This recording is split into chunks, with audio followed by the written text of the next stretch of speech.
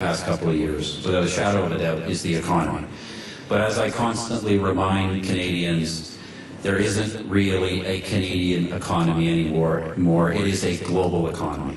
Humanly living in a post-truth world where, despite a mountain of growing evidence that debunks a particular narrative, the populace continue to go along with it because the lie has become so enormous, so global, and so self-reinforcing through media, politicians, education, and the herd-like behavior of the masses that it becomes almost impossible to shift popular opinion. Problem, reaction, solution. Problem, reaction, solution.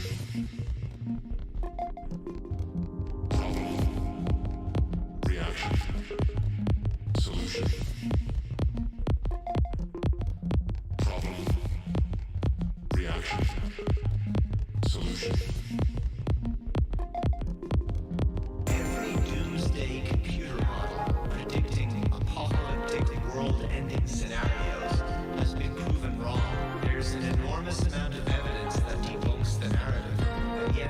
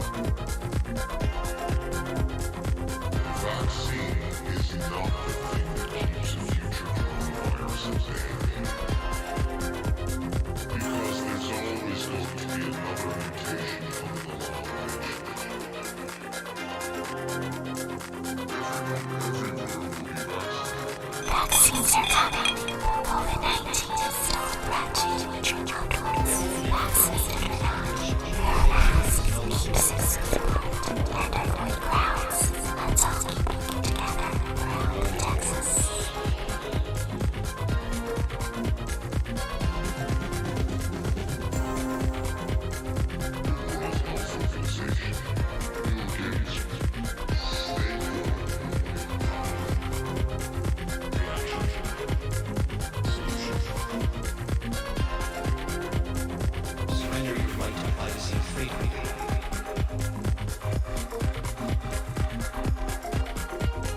Problem, reaction, solution. Problem, reaction, solution. Problem, reaction, solution.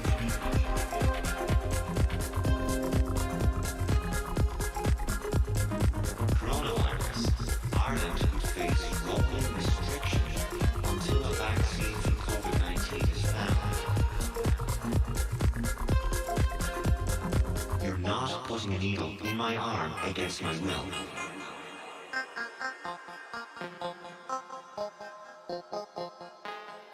You can't go back to normal life until you take the vaccine.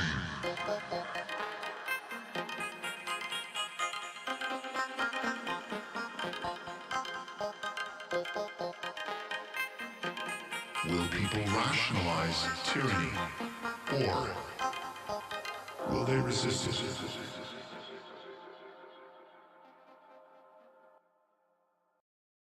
Welcome everyone to R2TB Race to the Bottom with your hosts Andy, Canucklaw, and me, Fred. So today is February 27th. We got quite a bit to cover. There's a lot of events going on obviously in the world, especially with the events between Russia and the Ukraine.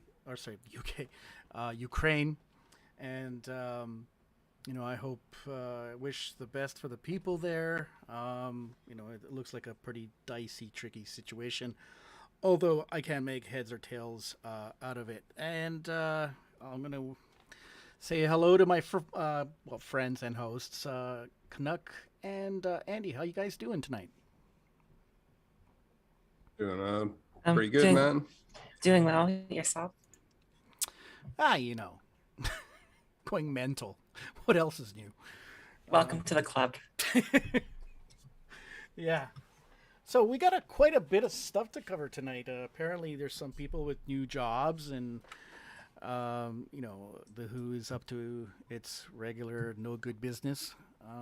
So we're going to cover a few things on that end. And then we'll close it off with a pretty cool outro that a new one I put together, because the last one when we had Angry Albertan, I had to kind of reuse an old one. I just didn't have enough time to put it together.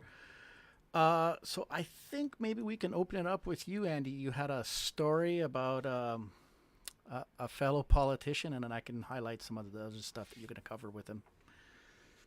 Yeah, I got something kind of quick that I can go over here. And Sure. Not a politician, but a central banker, part of the fucking banking quasi-politician. cartels, of course. Yeah.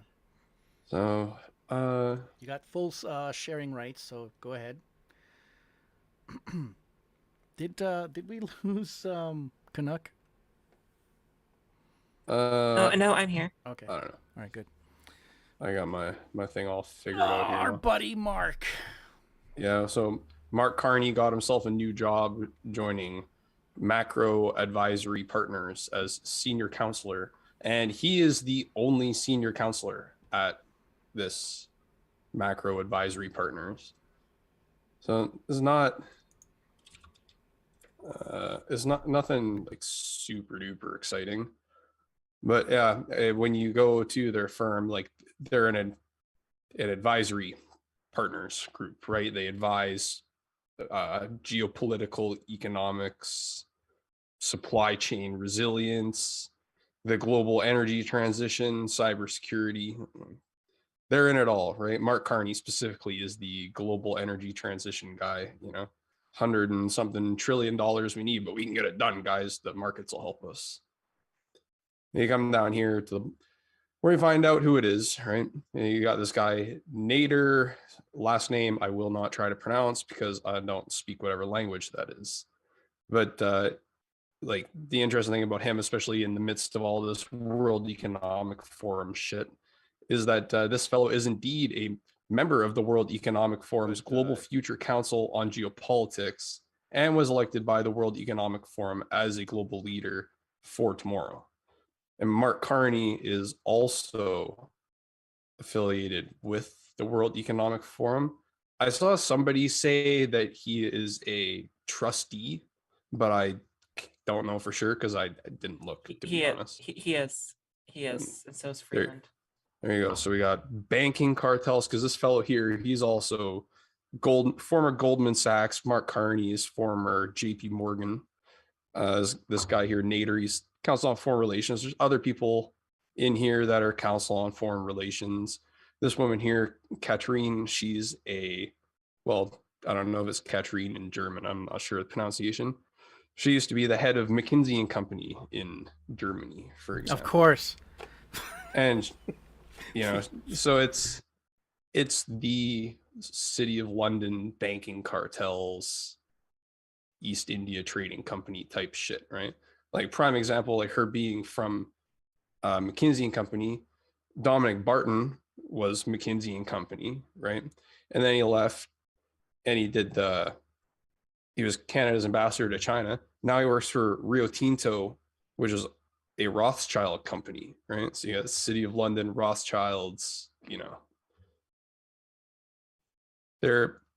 I watched a video today and I sent Fred a clip of it. And it's a recent speech presentation that Mark Carney gave at a mining convention in Saudi Arabia. And I don't know if you have it, Fred, you would have to play it from your end. I can't. But just send it to me on Telegram and I can play it. All right, just oh, there's gonna be dead air here for a second. My apologies. No worries. While you're I got it. Okay, you got it. I got it. So I'll let Fred play this video. I thought it was fun. The question, or the host of the panel or whatever, it's not panel, it's just an interview. He says that I think it's JP Morgan Chase calls that the commodities markets are going to go real hot right now. And they're talking about commodities like mining and stuff. And Mark Carney is basically saying yeah, commodities are where it's at right now. We're going to make so much money on clean technologies. Oh, I'm just rubbing my hands together. I'm so happy about it. And he says right before that, he goes, my day job at Brookfield Asset Management, which I don't know if that's a Rothschild company, but sure it is. The City of London banking cartels, all of that good shit, right? But he says, at my day job, we do a lot of money in clean technologies. Play the video, Fred, and then people will have an understanding of what I'm saying. I thought it was pretty good. Just getting it right now. Give me a sec. Yeah. All right. And I've got something for afterwards as well that has to do with banking and the UN Environment Program. In short, it is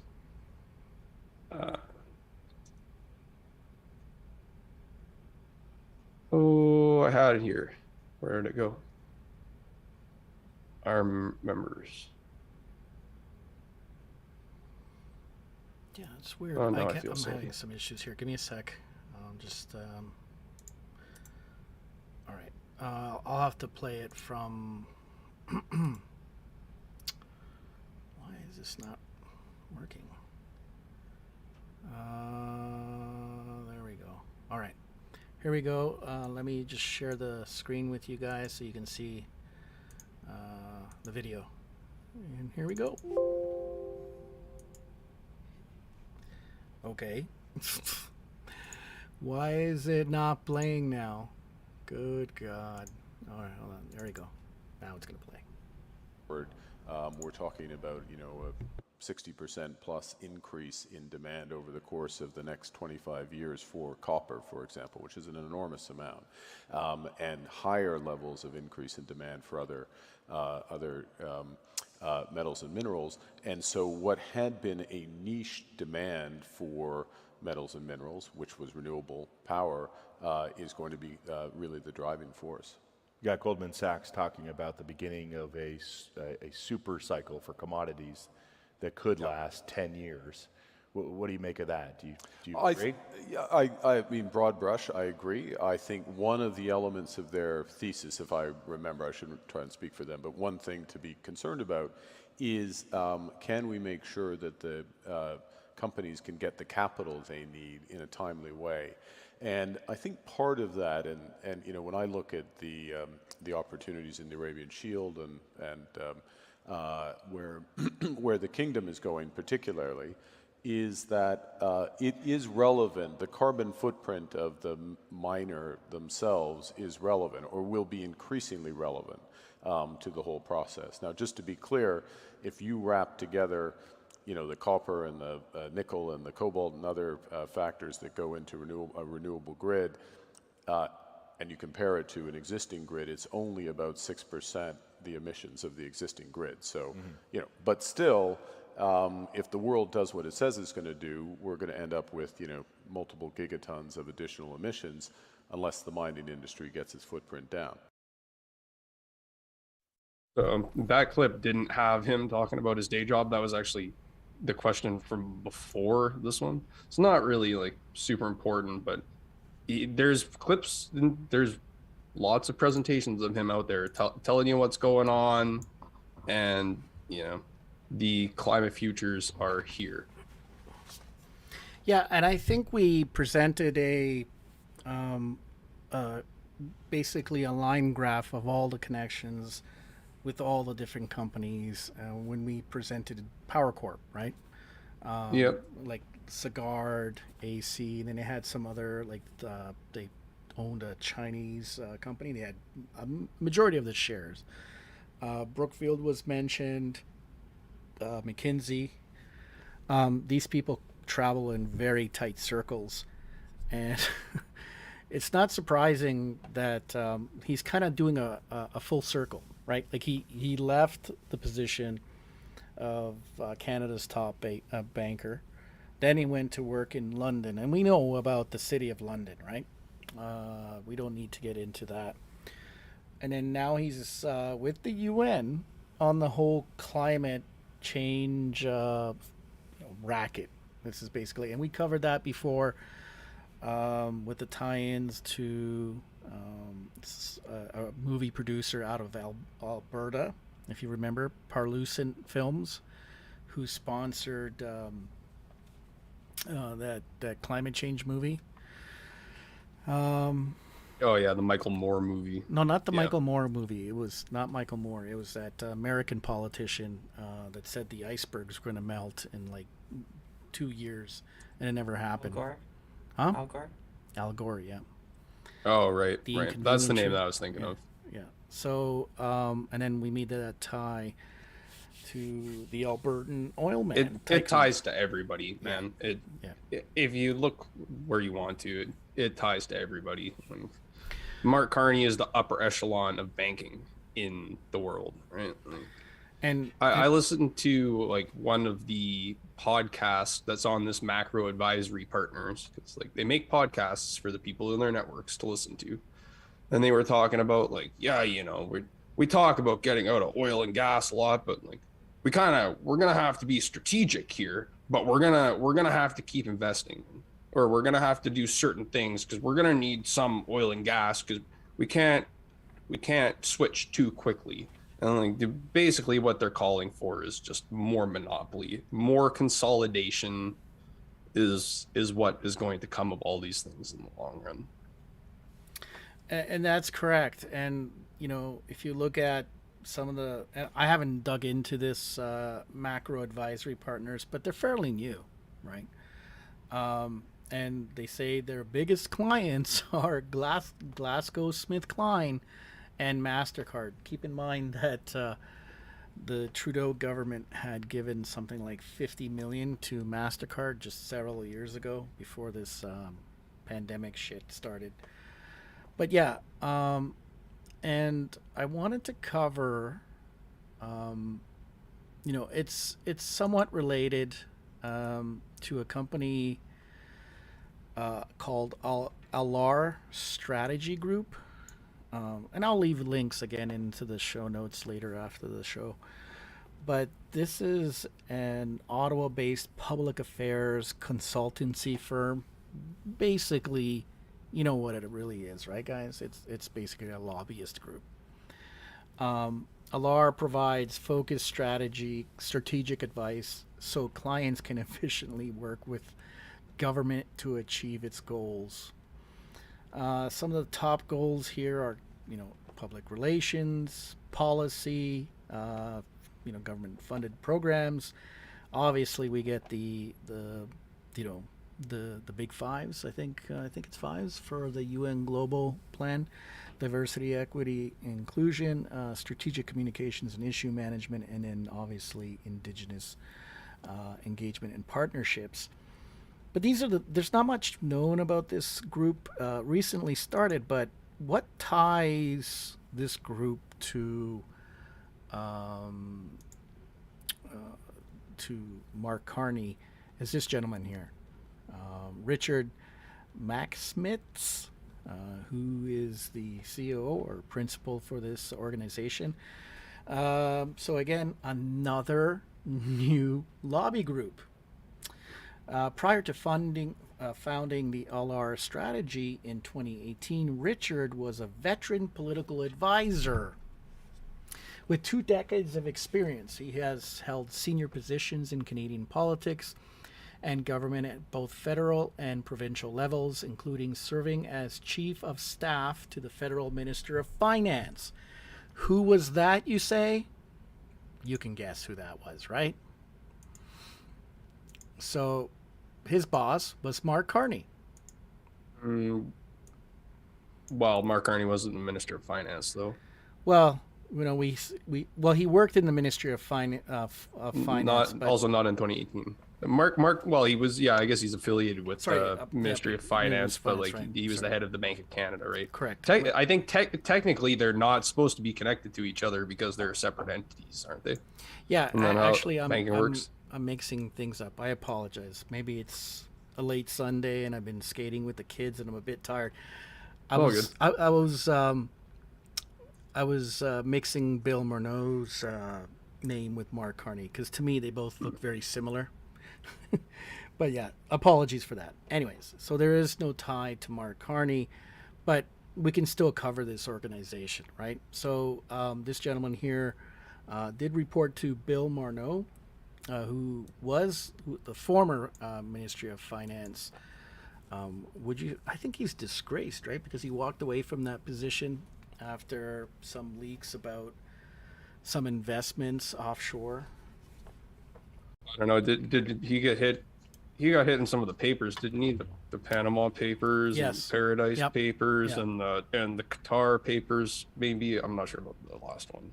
I think the first two for sure. The Panama Papers, yeah. So he now you have, well, Chrystia Freeland was the Minister of Finance, not any longer. She's basically the PM. Anyways, so I'll continue to cover. My apologies for everyone. There is no linkage here to Mark Carney himself, but let's continue with this Alar Strategy Group. So Richard has no LinkedIn page. He's very difficult to find, but he obviously did do some work with the government. He was a civil servant. So he created this lobbyist group. If we go back, we'll find Alan Alexander. So he's a versatile former senior political advisor who mostly served as Director of Parliamentary Affairs and the Ministry of Diversity and Inclusion, of course. The minister leading the charge on cross-governmental accountability and commitment to diversity and inclusion, and on legislation that touches Black, Indigenous, and people of color, as well as the LGBTQ2 communities. Under Allen's leadership, the government successfully passed legislation banning the practice of conversion therapy, designated an Irish Heritage Month, and recognized Emancipation Day federally. So, one of those three things I have like a major issue with, right? Because there seems to be a real push on pimping out that particular group to young children who really should be just left alone and taught the basic STEM subjects. Prior to that role, Allen was a senior advisor to the Ministry of Small Business and Export Promotion and International Trade, serving as press secretary and issues manager, as well as leading initiatives on the economic empowerment of marginalized communities. He also served as senior Quebec advisor to the Ministry of Public Safety and Deputy Prime Minister and Policy Liaison to the Cross-Cultural Roundtable on National Security. So, if you look this gentleman up, he does have a LinkedIn trail. You can. He went to McGill, didn't he? I'm putting up his thing, so let's just share Sorry, it. I don't want to rush you. No worries. Let me make this a little bit bigger. So, now he. Oh, he's got his acronyms there because I couldn't tell that was a man. Thank you so much. Well, He's got French too, 2030. just in case you speak that. I think that ill is probably. Yeah, I don't speak French either, so leave the frogs alone. I guess. It's yeah, il is for he, el for she, so he's pandering in French as well. Well, of course. Perfect. Mr. Pander. So he obviously has only been there 9 months, but let's look at if this gentleman has any practical experience other than funneling money from good taxpayers to their own little private pilot projects. Director of Parliamentary Affairs and Quebec advisor. He put here, I can't believe he put this. I develop and implement strategies to turn policy proposals into legislation, working with and rising awareness among senators. Because, senators never really do any work. So why would they want to read any of that shit that they publish from the lower house? So senior advisor of cabinet of the Ministry of Small Business and Export Promotion, again, blah, blah, blah, blah. And it's basically, look, he was an organizer, campaign manager for the Liberal Party, provincial lead, field organization. Dude, but he was a teacher, man. Oh, that's how he got his job. He's just a really good teacher. Well, French teacher, like a language teacher. Yeah. Can you imagine the skill set? Like if the world was unraveling right now and we had a solar flare and all the lights went out, I could really count on him to get society through a monumental mess. Yeah, look at his job too when he was the provincial lead. Like, trained and led a team of Quebec field organizers that delivered 40 seats to the Liberal Party of Canada in the federal election. Mm-hmm. So, like, it says that he went to the University of Ottawa on the last page. So, like, obviously he was involved with some sort of stuff. See what his volunteering is back up there, Fred. Nouveau Paradigm. Right on. That's what we need. So, Nouveau Paradigm, where was it? Oh, here, something about, it's a Facebook page, January 22nd, 2020. On February 3rd, Nouveau Paradigm is again partnering, makes sense, with RBC for its 4th annual Black History Month evening on the Hill. Perfect. So, I guess being any other color, which by the way, white and black isn't really a color, but fine. Being any other color than white brings you privileges. It seems. Yeah, the next one, the Coalition of Families for Homosexuality. Yeah. That's definitely something that we needed to, of course.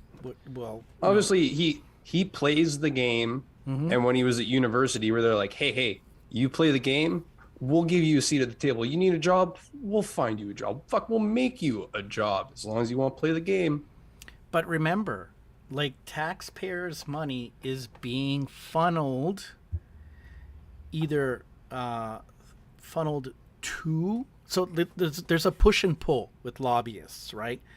So either they pull taxpayers' dollars for their clients, or they push taxpayers' dollars through pilot projects that the government's going to adopt through these interest groups, right? Because it's a push-pull system. They either pull the money from the government to help support LGBT, whatever, right? Or they're gonna get the government, based on their client's request, to start programs. So they would start the program, and again, they would then push taxpayers' funds into that program. Either or, it sucks both ways. But here's an interesting thing. I wanted to point this out to you. And I this blew me away when I saw this, but this is his interest. Yeah, well, I don't know. I don't really take the interest thing to care much myself, honestly. I know, but it's Christine Lagarde. This woman was actually indicted for fraud, right? I think you were going to say something. Well, that guy is a Haitian Canadian, and QAnon told me that anybody affiliated with Haiti knows Hillary Clinton, and therefore is a child toucher. So therefore, case closed. This guy here knows Hillary Clinton, has never done anything bad with children, of course, because that would be wrong to say. But QAnon, where we go one, we go all. Anyways, on that note, then we have Dan Arnold. Is a respected political advisor and strategist. Dan understands the power public opinion has in shaping the decisions of business and governments, and gained a unique understanding of Canadian public opinion during his 6 years leading the Government of Canada extensive public opinion research program as the Director of Research and Advertising in the Prime Minister's office. In this role, he's worked closely with all ministers' offices to help him navigate major files and issues. That scares me, actually. Navigate major files and issues. I don't know if that sends, chills in your spine, but it does for me, the way that's worded. But it does. I mean, who needs, input from the voters when we can just have, somebody will handle the file. Who cares what we were elected on? Mm-hmm. Yeah. Dan here will do all of the research. I'm not really sure what kind of advertising the Prime Minister's office is taking part in, but well, I can't find any record. Maybe Canuck is very good at research. I tried to look at these guys in the directory, in the lobby registry. I could not find anything. So maybe because they're net new, or there's some other shenanigans. Maybe because lobbyists will work with another lobbyist group, right? Also, depending on where they're from, they may not be federal. They could be one or more of the provinces. But based on their experience, all of these people worked at a federal level. Yeah. Dan played a key role in the Liberal Party of Canada's history third to first victory in the 2015 election of their lead research strategist, and held senior positions on their winning 2021 election campaigns. Dan's work as a senior advisor at LR complements his role as Chief Strategy Officer at Polera. I didn't look up that yet, so don't ask. Anyway, so he too does have a LinkedIn. So we'll just bring that up. And here's Danny Boy. So obviously he's a chief strategy officer at this company. I start every project for my clients with a deep understanding of what matters to Canadians. So it does kind of like I'm getting the lobbyist vibe again. From there I use industry leading quantitative and qualitative tools to find bad grammar there. The story the data is telling, and use this to help my clients reach their objectives. So, why do I get the vibe how to lie with statistics? yeah, well, what else do these like? Even if you're doing statistics legitimately, the issue with statistics most often is you either omit critical data or just accidentally miss critical data. So it's never 100% accurate. It could always be interpreted. And the other thing is it leaves the interpretation to the person putting the data charts together, right? Okay, obviously he's a senior advisor at Alara Strategy Group. So let's go to... So these are his two practical experiences. Like the other guys didn't really have any practical working experience other than lobbyists. And I wouldn't consider that like a practical working experience because they're just basically that's all like they're not lobbyists though. They're political strategists. Like when you look up this Polera, like they're a public opinion and market research firm. And like this Dan guy, like his job was the director of research, advertising, and correspondence. Like his job is like research and making models and data analytics and shit like that, probably. And also that, just to say, like the Polera, the guy who founded that, Michael Marzoloni, he is the CEO of the Economic Club of Canada now. So, you know, tippity top of the tiers right there. There we go. It's always like a connection, right? So, yeah, you know, they could, but in a form, it's also... They could do modeling and stuff like this, but in a sense, why doesn't the government hire its own modelers, right?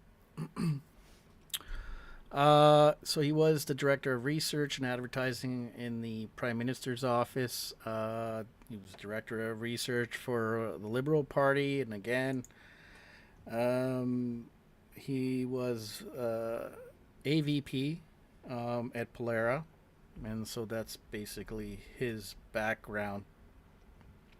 All came out of Alberta. Nothing really stands out here. But yeah, so you have this another group here, Alar. Just three guys. Just another long list of either lobbyist or consultancy firms. To me, it's just the same thing. But about what Andy said about maybe some of these guys just have to do the research and polling. But true, but there is still a huge overlap between like the whole research, the lobbying, and the politics. Like it's they're not separate. These guys, they all know each other. They all work together. I agree. That's not what I'm saying. I'm just saying that those guys are not lobbyists, right? Like what they are, they're political strategists and shit like that. They're consultants, right? So yeah, I totally agree that they're not disconnected from that at all. I'm sure they were meeting with fucking lobbyists all the time when they were working in whatever offices they were in. 100%. So yes, it's not quite the same thing, but at the same time, these guys all know each other. So just my 2 cents on that. Yep, for sure. I mean, you wouldn't pay someone thousands of dollars for a model or a study or something if you didn't wink expect something in return. Oh, for sure. Like these guys are partisan in their politics, right? Like they're all liberals. Like the last guy that we were looking at there, Dan, it said when he was in Calgary, he was like the president of the Calgary Liberals Association and the young liberals at the Calgary University, right? Well, how does that expression go? I'd be wasting my money if I bought a neutral opinion. Something like that. Yeah, for sure. And I don't know. I also had from from before. Like when I was looking at the Mark Carney stuff, I'll share my screen one more time. And I'm assuming it's working, right? Anybody can say Yep, just I can. yes. It's coming through. Okay. All right. So I was looking at like Mark Carney, and obviously he's got this job at the United Nations, right? Or I'm not sure if he still has the job at the United Nations. I think he does. Either way, anyways, I came across this net zero banking alliance, and this is 103 banks from 40 countries with 44% of global banking assets valued at $68 trillion that have signed some sort of non-binding agreement, right? Non-binding, in order to move all of their assets by 2050 to all renewables. And basically all of the big banks in Canada are on here. There are several smaller banks from Canada that have signed on to this as well. And like only just recently signed on to some of them. Like October of last year, December of last year. Yeah, October, all the banks from Canada really signed on to this, except for Van City. They were on right at the get-go, of course, right? So I was unaware that a bunch of banks were signing this deal, right? We got some supporting institutions too from Canada, you know, nothing super exciting. If you really want to look at it, you can pause it and go ahead and read that. There are documents that go along with it on their website. I guess I'm not sharing my screen properly to share the PDFs, but guidelines for climate target setting for banks and stuff like that. There, how do you shuffle your portfolios around to move to companies that we're working to progress into the future? Well, So, and that's the thing, right? The part of the digital transformation is going to include your carbon footprint. So yeah, 100% it will. And so that'll be like, even I'm assuming that you would go to your bank and you would want to set up an investment portfolio, and you go, I would like to put some of my assets into oil and gas. And they go, well, sir, they might not make you do this, but they would obviously bother the shit out of you. Go, well, sir, we can see from our such and such that your money would be better off spent in renewables. Like we know of these great companies in renewables. They're just going to hard sell you renewables now and try to deter you from putting your money where you want to, right? Maybe you're going to, like when you mentioned the climate change stuff, Fred, like we know that there are going to be metrics applied to companies. Mark Carney's talked about this. Metrics will be applied to companies and they will get a rating based off of their climate performance. So you would go to your bank, go, I'd like to invest money in this logging company. And they would say to you, well, that company from our metrics doesn't have the best performance in climate. So therefore, like, we're just not going to allow you to put your money there through us. These are all hypotheticals, but to me, like, that's kind of all seems like a pretty big red flag. Eh? It is, especially because it could also be applied very subjectively. Oh, you may not be carbon green, but you know what? That person's friends with so and so, who's friends with so and so. We'll make exceptions for you. Oh, for sure, 100%. And then, like, just to say, like, Mark Carney in the United Nations position will be represented by one of his senior advisors and head of the United Nations environmental, whatever the fuck this is, banking. So, and then they probably retain Environmental a vote. Protection Financial Institute. Yeah, finance initiative. Mm-hmm. Yep, yeah, it's at the top there. So that I just wanted to tie it all can you scroll back up into a bit? that. So that's how we started. I can. I just want to see the company logos. Just scroll up a little bit more, please. Oh yeah. Okay. HSBC. Figures. Yeah, and you know what? And if you could just pause it there for a sec, like not too long ago, just on I think it was Friday or Thursday, uh, on the WEF forum, they published something called Three Ways to the Circular Economy. This is another thing you're going to fucking hear all the time. Is vital for the energy transition, right? So, just 3 bullet points I'm doing. That's all I'm going to read. Reaching net zero's goals is a massive undertaking requiring an urgent systems-wide change in how we live and work. Second bullet. Making the needed changes at speed to support the energy transition is possible, provided we can build more of a circular economy. 3. Strategies include greater recycling, which, by the way, we've had recycling for about 30 fucking years, and it doesn't function, by the way. Most of the shit just goes into, like, either the oceans or some dumps in some other fucking dump third world country. So like, I don't know why they keep mentioning that, because it's bullshit. And design for second life and disassembly will underpin the energy transition. And just further, they define or try to the circular economy is a system in which aims to get the most out of materials, keep products and materials in use, and design them to be cycled back into the economy, eliminating waste. Well, if you're going to do that, you're going to have a tough time convincing China, because right now they basically make all of our products. And if it's not China, it's some place in India. And if it's not in India, it's in Malaysia. Walk into any store. I brought this up. Look at the Gap store. They used to have on their tags made in China. Now it's made in Bangalore or made in Malaysia.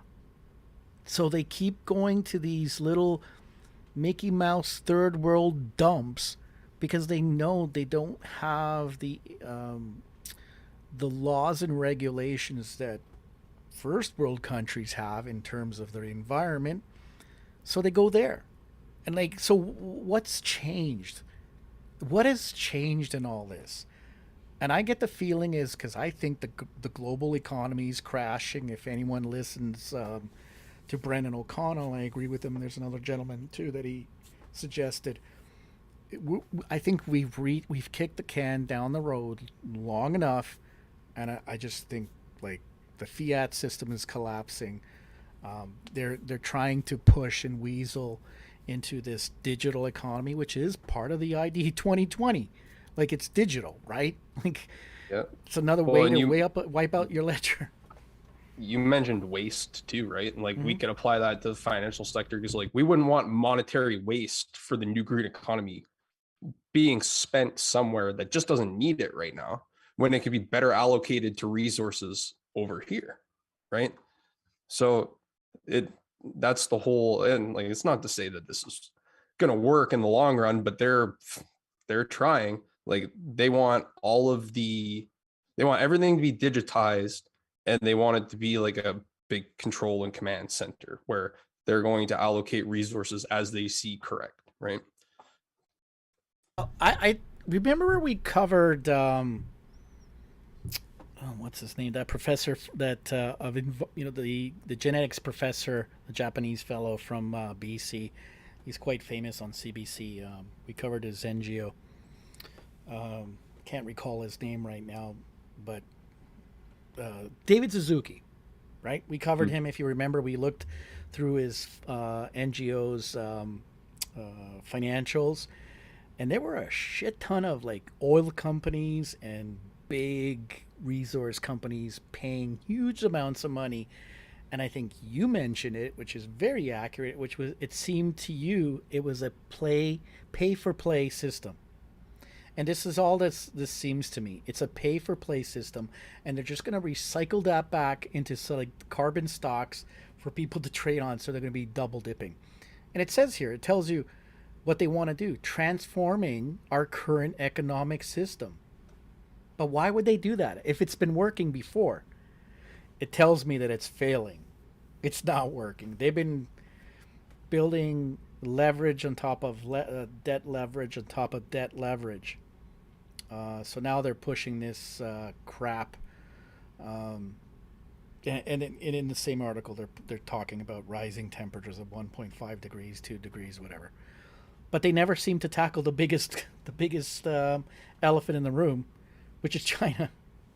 Right? You make all your shit Yeah. there. Like if you were They do. Mark Carney will mention China from time to time, and yeah, but not he'll go like they're cutting back on their coal. They're not doing it as quickly as everybody, but they're switching to 50% solar power. So that is quite the change compared to what other countries are trying to do. That's basically what he says. It's interesting to listen to what he has to say.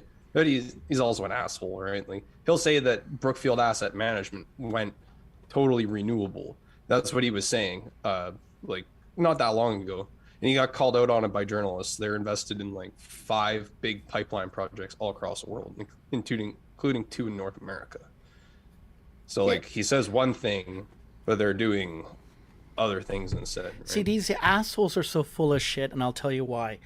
It's a very the situation that's happening right now in the Ukraine and Russia is panicking fucking Germany.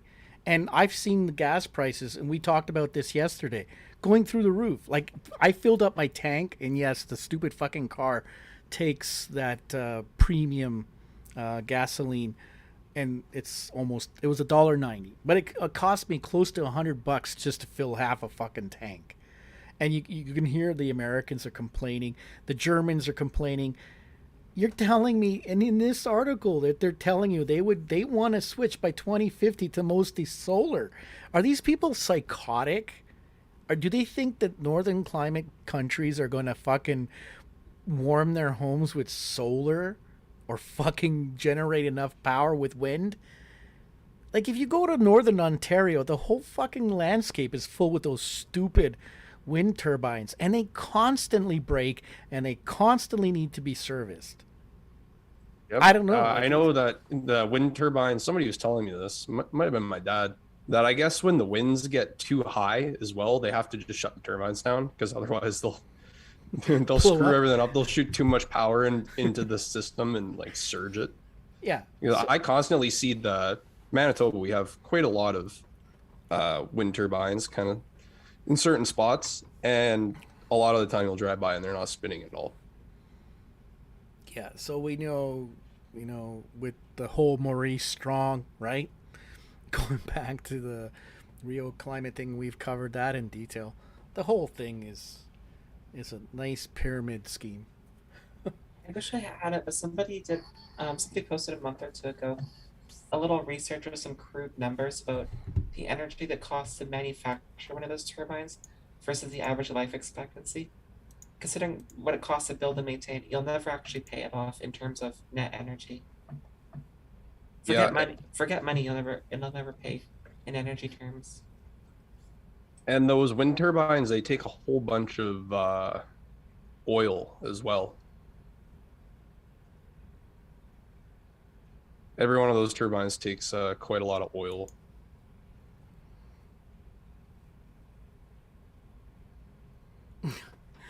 Point Fire says in the chat, Matthew Barrett and Tony Comper, BMO Quislings. Tony's an ultimate beta male. His wife calls the shots.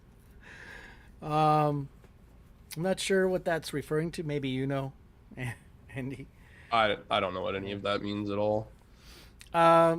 Okay, so I think we're ready to move on to the next topic. Canuck, if you wanted to bring that up. Okay. Hi there. Well, a few weeks back, the federal government finally released their 2021 annual immigration report to Parliament. It's several months late, but anyway. The good news is it's a little less than the year before. The bad news, expect things to get a lot worse. So should I just jump into it? Sure. Yep. Okay, am I coming through okay? Yep. Okay, we're at 2021. Now, keep in mind the official tallies they give for everything doesn't include a ton of students and temps. We don't really track if they leave, so we don't know how many people stay. Um, and just for good measures, the psyop they put in the front page, we have to be reminded there's a pandemic, of course. And the whole Absolutely. There's diversity many. thing. I Yes. think there was also a little bit of transhumanism layered in there as well. Yeah. Can you go back to the picture? Sorry. Yeah. Yeah, well, there you got the. Oh no, that's all pandemic stuff. I thought that car was like some cool techno gadget on her ear. Like, there's just another picture of a person with wearing a mask and a coronavirus, Yeah. a supposed coronavirus, and what looks like to be a vaccine. So that's what the coronavirus looks like. Okay. Now, what's interesting too, I just want to add to what you said earlier. Like they don't have an idea of who's coming and going, but I just also want to broach this topic that maybe they do, they just don't let us know. Right? Yeah. It could be that too, because I don't think we're at that population rate that they keep telling us. Yeah. Yeah. The thing is, I'm the first to admit there are students and temporary workers who leave when they're done. I admit that. The problem is we don't know how many. Now they're claiming 184,600 new PRs, acknowledging that 51,000 of them were here as students or temp workers before. So essentially 153,000 more PRs entered the country. They cut significantly students and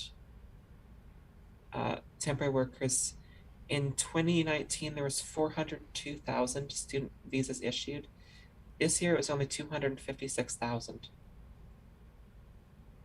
And last year, I think it was 403,000 temporary workers. This year, 326,000. So it's cut, but it's still ridiculously high to begin with. You know, sorry, go ahead. Isn't that's the numbers for 2020 though? Eh? That's just as key highlights for 2020. Okay. Yeah. But just to mention that, you know, a good source for a lot of this stuff is the Canadian Immigration News, and they talk about this. And during the pandemic, they were flying people in, and while they were locking down people and businesses. So how is this even relative? It's not, but shut up, racist. Sorry, I was thinking logically. There I go again. Okay. Anyhow, we've implemented over the last couple of years some interesting programs. One of them being, if you're a refugee claimant, but you're also a healthcare worker, you're going to go to the front of the line for getting your permanent residence. Now, do we verify that you're really a healthcare worker? Well, no, you're fleeing oppression. But if you say you're a refugee and you want to work in healthcare, welcome aboard. There's also a program that finally started in January 2020. It's a pilot project running out of Toronto, the GTA. If you're, well, they call it out of status, but basically if you're in the country illegally and you want to work in construction, they're going to give 500 people plus their families permanent residence if you agree to work in construction. So part of the reason wages are declining is because people who are actually Canadians in construction having to compete with more and more temporaries and now illegals who are getting pushed to the front of the line. Down near the end, they have oh my God, this is a doozy. Sorry. Now you think, well, and you know it's the conservative mantra. Well, as long as it's done legally, no one's breaking the law. Welcome aboard. Oh no. We've got several provisions. We will let you in the country even if you're a threat. Section 24 of IRPA, Immigration Refugee Protection Act, it allows for certain classes to be admitted into the country, even if you're originally kept out. We let 2 people in who were security or terrorism threats. We let in 1 for international human rights violations. We let in 131 who had serious criminal convictions, 666 for general, lesser criminal convictions. This year, no organized criminality. This year, we let 37 people in despite misrepresentation. We let in 1,000 people who previously hadn't complied with various immigration rules. And I'll get to the source countries, but there's another provision. Where is it? There's section 24. There's also section 25, where Stephen Harper brought this in 2010. Essentially, threats to national security can be expedited and given PR status if a cabinet minister deems it's in the interest of Canada. That was Harper who brought that in. Sorry, it's some elsewhere in the report. As for source countries, wonder why Canada's changing so much. Keep in mind, this is just PRs handed out. India made up almost a quarter of new permanent residents, 23%. Number 2 is China with 9%. Number 3 was the Philippines. And these 3 are the top 3 countries. They have been for like at least 20 years. So if you're wondering about like Indian, Chinese, and Philippines enclaves, it's because of policies like this. Immigration from places like Europe or the US is under 20%. Like it's a huge shift. And Now, I just got a comment that I want to make. If you could pause for a moment. Okay. Based on the comments that they've made before, admitting they don't know who comes and goes, how do they know how to set their targets? 2, if in this report they say there is a lot of proliferation of people going into the US once they get their status here or go to school and they leave, what is the point of NGOs like what's the Century Initiative wanting to bring 100 million people here if they're just going to leave anyway? It just seems like we're a training outpost, and we're spending infrastructure on that, but we're being told we need these people because we have an aging population. But if this data shows that we have a leaky border, right? Apparently we have a leaky border going in, but we also have a leaky border going out. And then you have to ask yourself, what the fuck is going on? Because what kind of people are we letting in? If, you know, these Haitians and people who are going to be really heavy on the Gibbs, so to speak. But at the same time, if you get people coming in here and getting educated and classed as a higher tier of immigrant, but they end up going to greener pastures because the pay is better in the U.S., what's the point of bringing 100 million people here? It's just a pass-through. But at the same time, how are you telling me we need people here, but you also admitted that you don't know how many people are coming and going? I mean, it's like, it's a mind fuck. It is, and as you know, back in 2019 is when I first went really heavy on immigration. Like, I've tried reading these various reports to find out what exactly is the total number of people. I think they make it vague and ambiguous on purpose, so I can't get a concrete answer.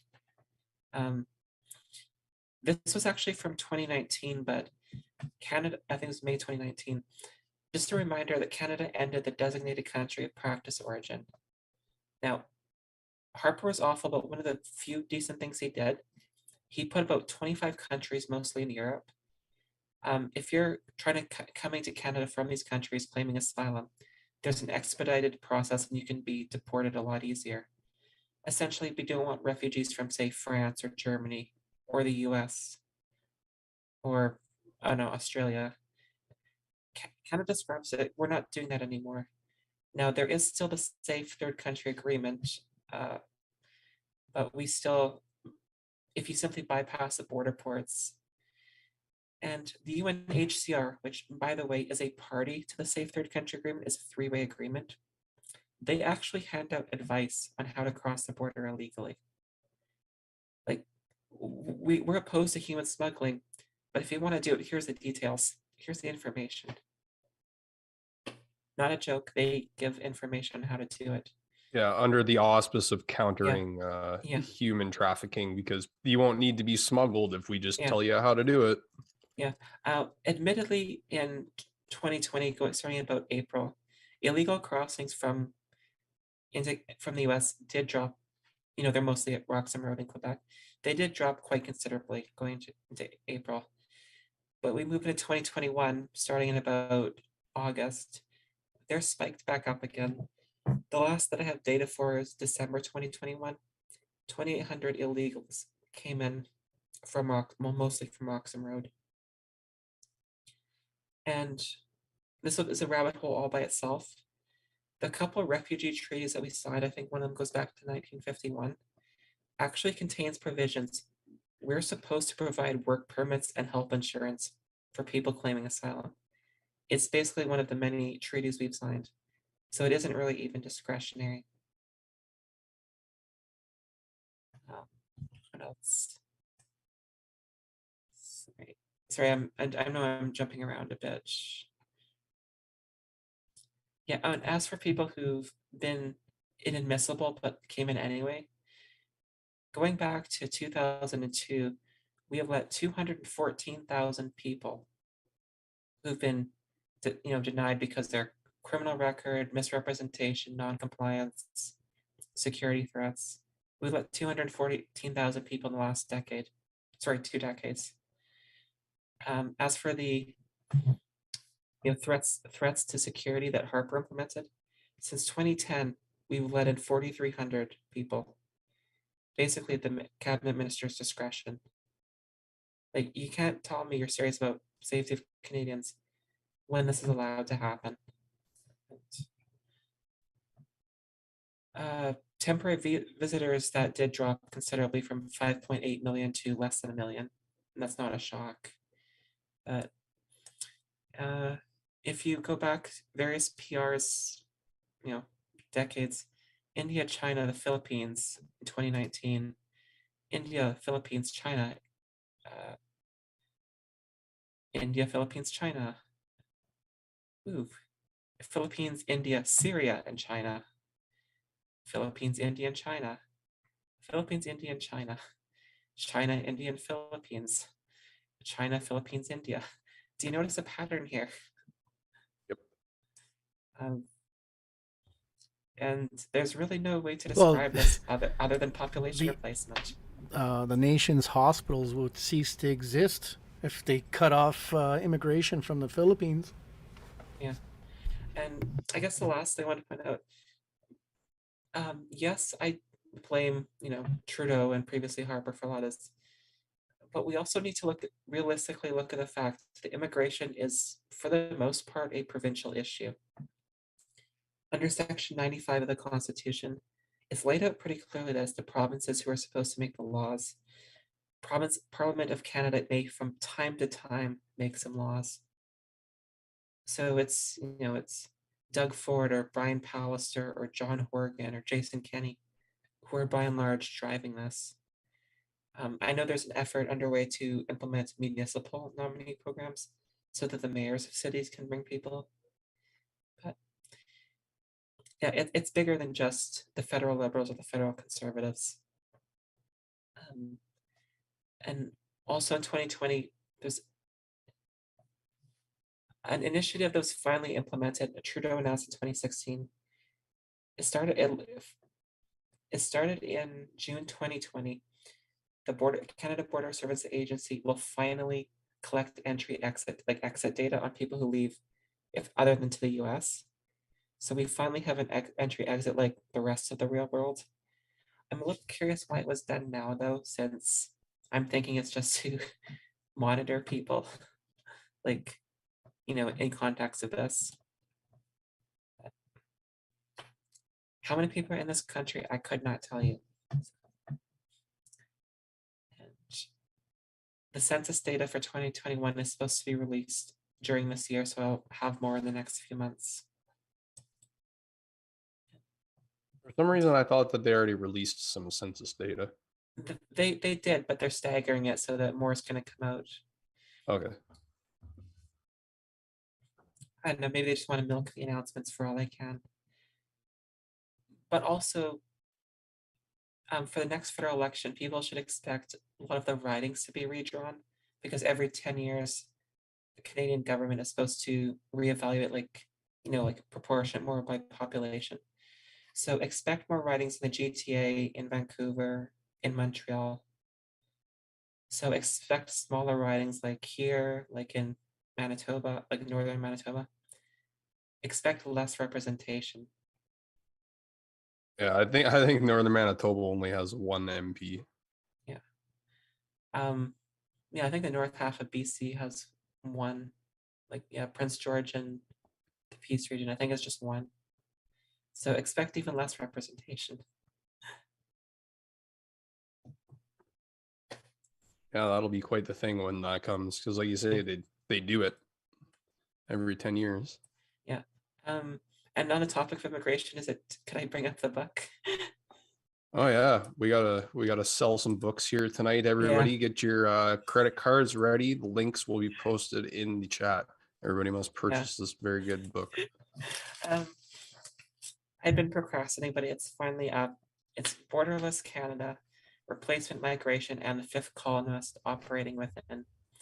It's a combination of immigration policies, numbers, and as the name implies, fifth columnists who are deliberately acting to keep our borders open. It means, lawyers, NGOs, politicians. It's rather heavy on the data tables, but Buy this book, or your Yes. life will be miserable. Buy this book, or you will be labeled an insurrectionist. yes. We all have already, anyway. Thank you. So yes, my little shilling this the other few books on Amazon too. Can I bring up our sponsor right now? So. Oh, of course. All right, here we go. By Pfizer. CBS Health Watch sponsored by Pfizer. Anderson Cooper 360. Brought to you by Pfizer. ABC News Nightline. That was a message from our sponsor, and you're welcome. I wanna bring something up here in support of your topic, Canuckster, Canucky. Let me share my screen. Where's Zoom? Here you are. Okay. So on top of that, I don't know if people know, because there's so many organizations. Why would anyone know? ILO, just like ITU, and WHO, and all of these other sub-organizations within the UN. The International Labour Organization in Canada between 2017 and 2020 has donated $43.3 million. That might seem like chump change, but it's a lot of money. And a lot of that gets distributed to help workers in other countries. Meanwhile, we have a serious employment problem. And it's coupled by people who are not in the system. So they're not counted, as we know. And then also people who are underemployed. Right? Our education system, obviously, as we saw, caters to foreigners. So you're not going to have any homegrown STEM people. And if you do, and the ones that we bring in, they just end up going to other pastures. So this is an ILO report from 2020, skills shortages and labor migration in the field of information and communication technology in Canada, China, Germany, and Singapore. I find this to be a lot of malarkey, because China, we employ, in my field, in IT, most of the people are either Indian or Chinese. There's no other. There are Europeans, Eastern Europeans, but they're not. They're too pricey. So, in Germany, the world's leading I guess they would be Europe's leading industry and infrastructure, mechanics, and technology and stuff like that. So they need it. And Singapore, another bizarre country to call out, and Canada. Now, Canada, there is Waterloo University, which is the equivalent of the MIT of the North. And there are a lot of graduates coming out of Waterloo University. What the fuck is happening with them? Why do we still need... How many graduates come out of the computer science program, the engineering program, the physics program? Like, if you take, for example, some sort of whatever field in engineering you go into, it's very easy to make the pivot into a computer engineering role or a tech role. It's not that difficult. Actually, I've worked with a lot of people in IT management that actually finished biology and some other STEM programs that are not related to tech, and they're working in it because it's a pretty easy slide into. So again, this just seems like a lot of fluff. It says here, information and communication technology, ICT, industries have seen impressive growth over the past few years as ICT becomes integral to other sectors, transforming the way they work. ICT sector itself is experiencing rapid change. And here we go. Digitization is reshaping economies around the world, including those of Canada, China, Germany, Singapore, and is a significant driver of increased demand of ICT specialists, both the ICT sector and across many other sectors of the economy. There is a shortage of skilled ICT workers is becoming a major concern for governments and employers and workers' organizations in many countries. A lack of skilled labor will constrain future growth and job creation in the sector, but with the right policies in place, the digital economy could make a significant contribution to advancing decent work and inclusive economic growth and global... Now, this sounds like a convoluted mess in logic, if you think about it, right? Which is the same kind of thing that I was asking what you were talking about, Canuck. Which is like, okay, so if we bring in skilled resources and they just go through a pass-through to go to the States where the jobs are higher paying and taxes are lower and things are a lot less expensive, or were, thanks to Biden. But what's the point? Why aren't we growing our own kind of future ICT professionals? Why are we bringing in so many of them? I can tell you why. Because they're a whole lot cheaper. And it has a twofold problem, right? We talked about brain drain. It's been a topic, several years back. But what you're doing is, to these other countries, you're brain draining them from their own success. Why aren't we focused on growing these jobs at home and maybe stop immigrating not just the professionals, but the people who are going to go to these schools, and maybe growing it internally and becoming a powerhouse in that respect. Sorry, you mentioned why not just to grow locally. Well, it's interesting that things like, say, doctors and nurses, those programs are, I would say, artificially capped at low rates, like they have extremely limited enrollment. But then provinces turn around and say, we don't have enough doctors, we don't have enough nurses, but they don't address the obvious issue. The schools deliberately limit it. So sorry, we need more doctors, we need more nurses, we have to get them from somewhere. I'm sure we can produce a better nurse than the Philippines can. Yeah. Oh, could I share that one agreement really quick? It's actually absolutely. on the topic of... Just let me stop sharing. I can't really pronounce the name of it, but I'll try. I'll leave a link in the show notes for this. Yeah. Groningen Declaration, Dutch, I guess. What this is essentially, it's called itself like a non-profit group.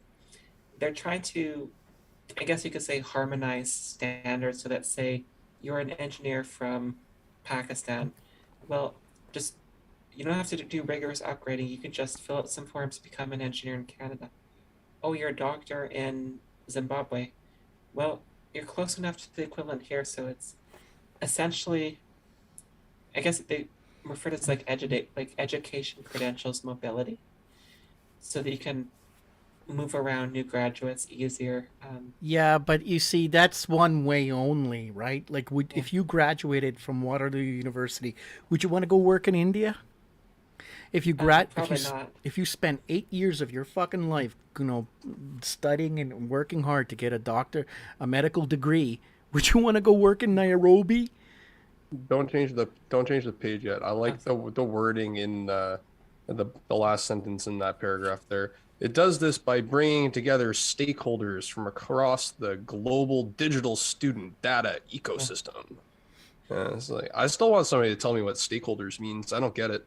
I was just thinking about this. It's like, okay, so like, Well, people centered, Yeah.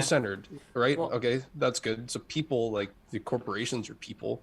So like, who centers this? I still don't get it. Somebody please tell me. So And like, I'll try to know what define it- it. Go ahead. Sorry. no, I want to hear the fucking mayor tell me what stakeholders means, and like the city council, the people, the fucking newspaper, the people Yeah. who use these words, right? Like they would do the same thing that we're doing. Well, it means this. Well, to me, it means this, but it must have a real fucking meaning. Well, it Yeah, has well, I their know- meaning, right? Yeah. Well, Whatever's I know in the their WEF, fucking heads. they went from, we need to replace shareholder capitalism with stakeholder capitalism. So essentially, private property ownership to communism. Well, it's communitarianism, basically. Yeah. What It Andy is. mentioned before. That's my point. Yeah. That's what I'm Yeah. trying to get at. Here. I think the most well. It's word was it salad. Last year, the last thing, we had a conference, I guess you could call it, in Ottawa. Let's see, I think that was November. Mobility, digital citizenship, and the student experience. 10th annual meeting in Ottawa, November 10th to 12th, 2021. So even as, the feds are demanding, get your vax passport or we're going to kick you out of the federal service, they're still playing along with this, pushing this to make it easier for, Canadians who are now heavily in debt, non-dischargeable student loan debt, graduating from schools, but we're going to make it easier so, someone from across the world can just drop you in. Someone who won't care about medical autonomy. Sorry, they pulled a lot of it. Oh yeah, the European Union is in on it. BC government. Yeah, sorry, they've purged a lot of this, or maybe they've archived it. But yeah, this has been going on for a good decade. The whole idea of mass credential transfer, so that if you're qualified in this profession, congratulations, we'll expedite you into some other country. Yeah, we'll have international banking where your bank account just transfers simultaneously between institutions, and all your education credentials, because it's a very difficult thing when you're trying to find work in other countries. Sometimes you have the credentials, but you don't, and we need to just work on that. So I'm glad that they solved that problem. It was making me lose sleep at night. Yeah, of course, that's what keeps me up as well. And I know Fred mentioned the whole BC Teachers Federation, and my God, some of the things they're pushing here. The BC teachers, they want to implement climate change throughout the K through 12 curriculum. So kindergarten is like what, age 4 or 5 years old, around there. You're going to be learning climate change. And it's a whole host of things. I just keep having visions in my mind of that big chart with the sustainable development goals on it. Advocating for inclusion for BIPOCs or people who identify as BIPOC. Change the language for the collective agreements, that's union stuff. Amending the Human Rights Code to include Indigenous or indigeneity as a protected group. Amendments to change the BC Climate Plan to reflect the changes from the Intergovernmental Plan on Climate Change. Now, these are the idiots who are supposed to be teaching the kids in BC. Concerns around radon exposure, that one I actually kind of agree with, so I'll leave that one. Concerns regarding the collection of employees' vaccination statuses, including copies of vaccination records. They're actually, the BC teachers, as I understand, they want to limit the amount of exemptions that you can get. They're a big pusher for like the nasal rape sticks. Is it? Also ensuring the climate preparedness and adaptation strategy has adequate funding. Equitable implementation of vaccine processes and strategy for K-12 teachers and children ages 5 to 11, so kindergarten. Funding for accessible infrastructure to include disabled. Okay, like if they're talking like wheelchairs, okay, I'm fine with that. Implementing the call of action for truth and reconciliation. You know, that massacre in Kamloops that didn't really happen, but improving public access and advocate for measures to address recruitment and retention issues with teachers. And I do know people who are teachers or ex-teachers. They're getting out of the profession because they don't want to deal with this. The good ones are all bailing. Mask exemptions, they actually want to restrict mask exemptions. That's right. Replacing sex, gender on school forms with pronouns to ensure that trans, non-variant, and gender non-conforming and gender variant students and families are validated. Okay. Request that grade 12, K-12 communicable disease plans have the same documentation and communication requirements as COVID safety plans. So basically we can mess with your school for any communicable disease. We've set the precedent. Have an update for a new version of the Words Matter document to reflect identity first language instead of person first language, to support inclusive language, to ensure that people with disabilities are spoken to and about. Like, this is just gaslighting here. Sorry. Yeah, they basically covered the whole fives of the global 2030. And this is the one I was looking for. Support for sanctuary schools to provide training for all K-12 partner groups and staff on the rights of undocumented students and their families who are unable to attend schools because of unnecessary paperwork and regulations that were required to enroll. So basically, we want the BC government to pay for people and their children who are in the country illegally because, you know, documentation it's unnecessary. What's the point of a border? What's the point of voting? What's the point of taxes? What's the point of it all? Yeah. No, I'm asking seriously. There isn't. We sort of pay lip service to it, but it's meaningless. If my tax dollars could be used to finance kids who are, you know, education who are in this country illegally, it's. Can you go for free? Can you go to school for free in China, India, Philippines, Nairobi, Congo, Guam, Laos? No, I'd get deported or probably shot in the back. Right. So I love the one-sided of all this. You know, it's the wanton destruction of the West. That's all it is. It is. This is subversion. Okay. I want to complain about schools now too. Okay. I'm just gonna share my screen here. Oh, I was gonna share something, but yep, I'll go ahead. All right, I'm taking this quickly first. No worries. So recently I was watching a video of a guy and he lives in I think like Maine or something like that, like just on the other side of the border. And he was like, there was this thing that I heard about. It was called the International Baccalaureate Schools, or not schools, but program.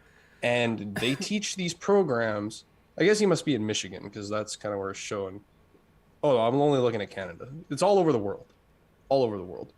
So they teach programs at our public schools in Canada. There, you can see the fucking map here of just how many there are all over. And they basically, it's like it's like a higher echelon class, right? Like a special benefits class. You attend this, and then when you put this on your university papers, and it says, "I want to be a global leader. I'm part of the team. I want to suck Klaus's cock."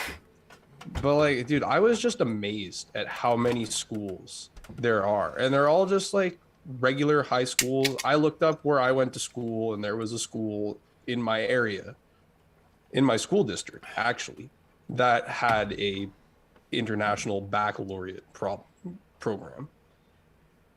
So, and like, there's 6 of them in Manitoba. I think 5 of them are in Winnipeg.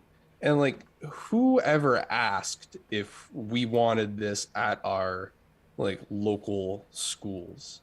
Do we want international programs from like an outside association, like, teaching our kids to be new young global leaders? Like, the board of governors has got people from all over the fucking world. Does it have anyone from WEF? I don't know. I would assume probably.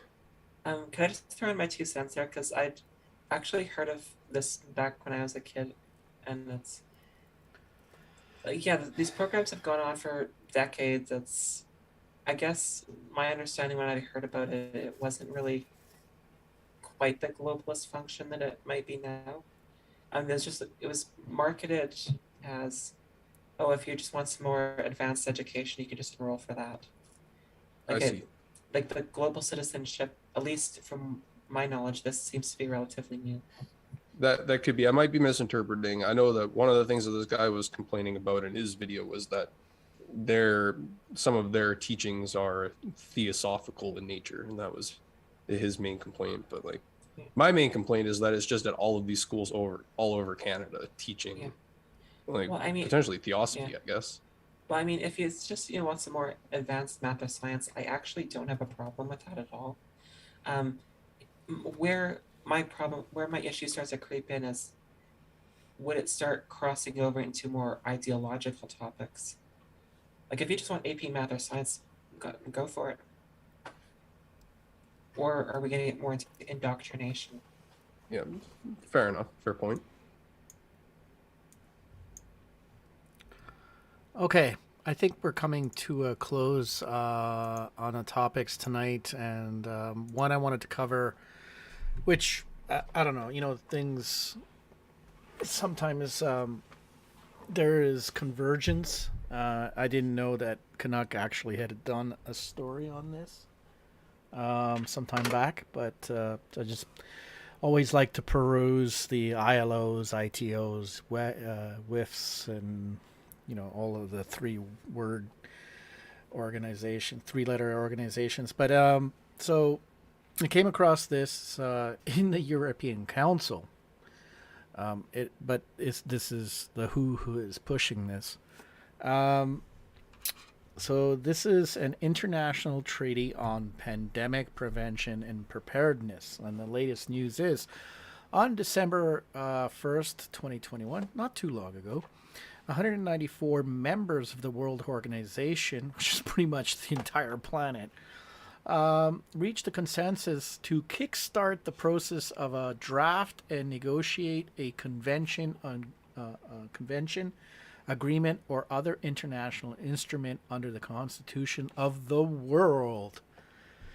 Again, nobody asked us if we wanted a UN. This shit came out of conveniently after the Second World War. All of this shit came out of the Second World War. I'm sure there was other organizations, but I mean primarily this kind of one world organization. Nobody really got to vote on it. Nobody had a veto on it. It was just sort of agreed kind of on the backs of citizens who just didn't have the time to fucking get engaged, right? I don't blame them. Well, this stuff actually predates it considerably, but 2006.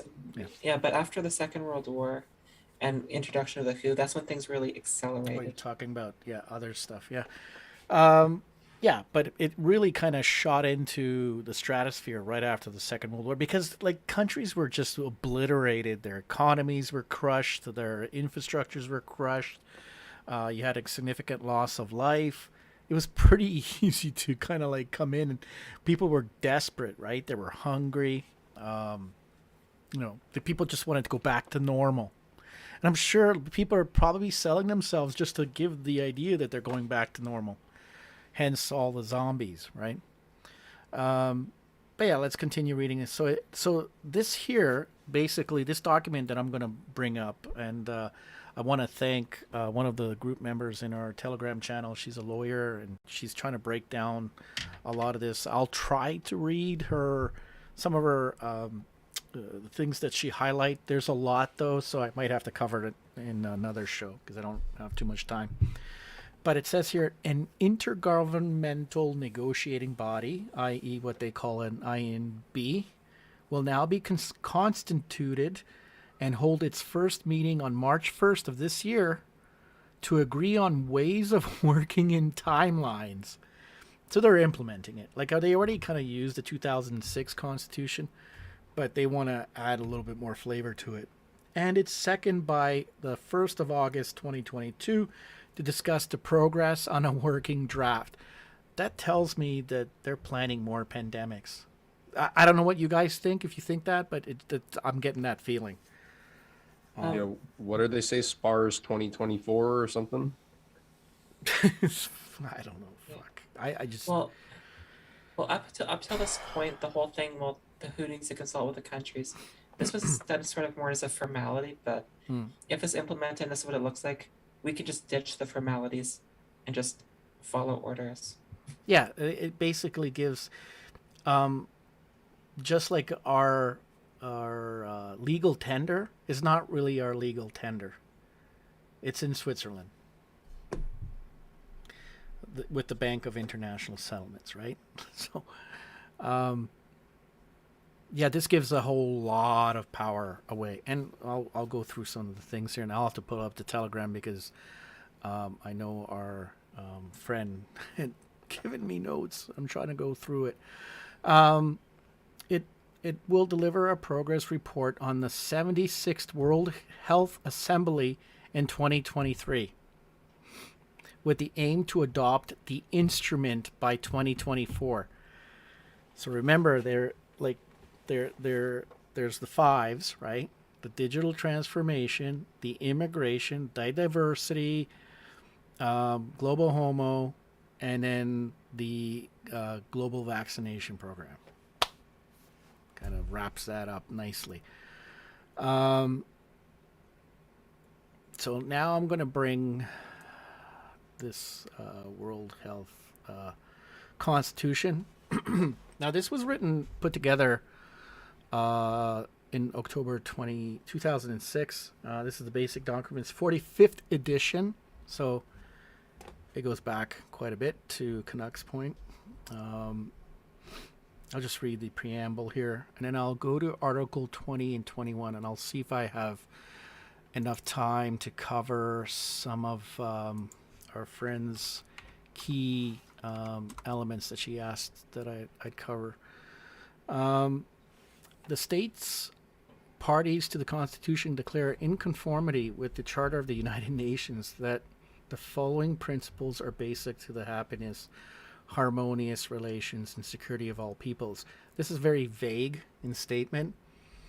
And I am told by the lawyer that this is consistent and repeated quite often, but not really given any definition. Health is a state of complete physical, mental, and social well-being. Exactly what does that mean? I mean, if you consider the people who have chosen to remain who have chosen to be vaccine free. We have in no way been mentally healthy. We have had no social well-being. We've been ostracized, labeled, humiliated, in some cases injured. So I don't know what the fuck these people are talking about. The enjoyment of the highest attainable standard of health. Well, according to who? According to where? Is one of the fundamental rights of every human being without distinction of race, religion, political belief, and economic and social condition. Somebody should tell the psychopath Castro Jr. there about that. The health of all peoples is fundamental to the attainment of peace and security, and it is dependent upon the fullest cooperation of individuals and the states. And I have some concern about the way they mention states rather than countries.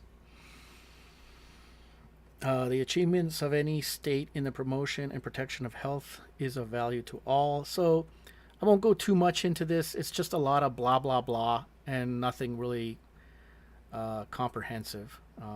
It says here, like, for example, governments have a responsibility for health of their peoples, which can be fulfilled only by the provision of adequate health and social measures. You mean like the ones we have now? Right? Like, what does that definition mean?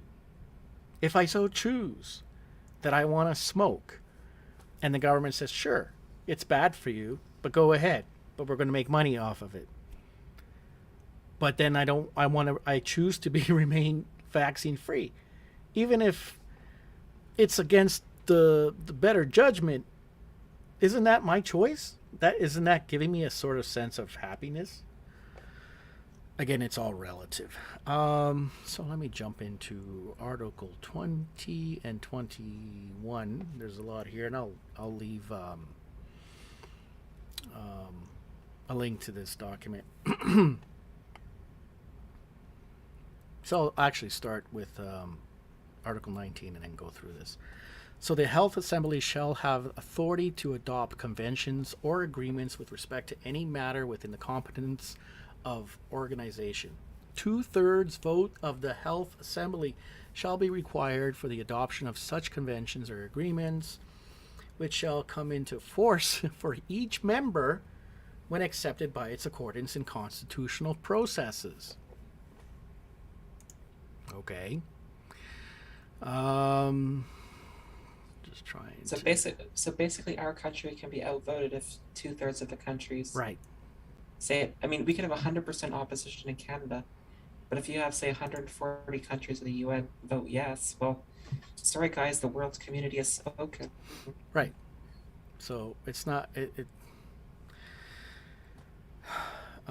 each member undertakes that it will, within 18 months of the adoption by the Health Assembly of a convention or agreement, take action relative to the acceptance of such convention or agreement. Each member shall notify the Director General of the action taken, and if it does not accept such convention or agreement within the time limit, it will furnish a statement of reasons of non-compliance. Like, that's just freakishly scary. So there's repercussions if you don't follow their ordinance. Yep, of course. But you know, like, the rule, what we're going to bring to you is just going to be so good that there's no reason for you to say no, right? Like, it's common sense, guy, for the health of your nation. Yeah. Yeah, I mean, okay. So Article 21, the Health Assembly shall have authority to adopt regulations concerning A, sanitary and quarantine requirements. Yeah, well, these are all fucking social development goals right here. Mm-hmm. Straight back to the UN. Oh, and actually, that place where Mark Carney got his new job at, like, a couple of the people there work for Kofi Annan at the the United Nations. So, you know, Rhodes Scholars, Kofi Annan, World Economic Forum, bankers, City of London, you know, all that good stuff. Well, birds of a feather flock together, don't they? These people really travel in tight circles, man. And that's another thing that I don't feel that all of these politicians, and sure, you might say, oh, this is a young guy coming in, but he's just going to be obliterated. Let's say a good, honest, honorable intention, well-intentioned, very concerned about his fellow citizen. He's just going to be fucking stonewalled, roadblocked, cajoled into working with this. Like, how do you? This is a beast, and all these people are connected. How do you fight this? Like, you can't. You could remove yourself and focus on yourself. That's the kind of one we tell people to focus on yourself. Get your finances in order. Find a way. Try to think 5 steps ahead. I know it's difficult because we can only most of the time think 2, because the way these guys, like Saskatchewan the other day said they were going to get rid of the mandates, but then now they're saying they're going to extend it a bit more. And I'm getting the feeling Ford's going to backtrack too. So, continuing. So nomenclature, obviously the wording, standards with respect to diagnostic procedures. So your rape sticks. Standards with respect to the safety and purity and potency of biological, pharmaceutical, and similar products moving in international commerce. So they're going to regulate what you have to take as a country. Advertising and labeling of biological, pharmaceutical, and similar products moving in international commerce. Moving on to Article 22. Regulations adopting pursuant to Article 21 shall come into force for all members after due notice has been given to their adoption by the Health Assembly, except for such members as may notify the Director General of rejection or reservations within the period stated of the notice. So even if you object, you're still going to be outvoted if you get that two-thirds. Now, I've been told to go to Article 54. I still have a little bit of time before we play our amazing outro. 54. And apologies again to our lawyer friend. If I missed anything, you made a lot of notes, and I'm really trying to go through them. So, she said to read this one here. The Pan American Sanitary Organization, represented by the Pan American Sanitary Bureau and the Pan American Sanitary Conferences, and all other intergovernmental regional health organizations, i.e. FAC, I guess, in existence prior to the date of signature of this Constitution shall in due course be integrated within the organization. This integration shall be effected as soon as practicable through common action based on mutual consent of the competent authorities expressed through the organizations concerned. And so she has some notes here. What is Pan American? It's not defined. Does that mean Pan Asian? Why not Pan Asian, etc.? Who are these competent authorities? So there's a couple of things that she wanted to that article, and then she said 56 is another one to be concerned about. So, subject to any agreement between the organization and the United Nations, the Health Assembly shall review and approve the budget estimates and shall appropriation of expenses among the members in accordance with a scale to be fixed by the Health Assembly. That looks like when the EU's essentially regulates their member states' budgets. Yeah, that's kind of what it reminds me of.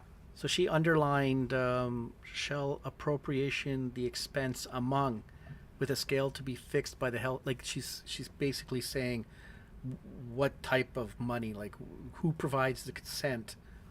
Yeah. So that's another one to worry about. Article 57.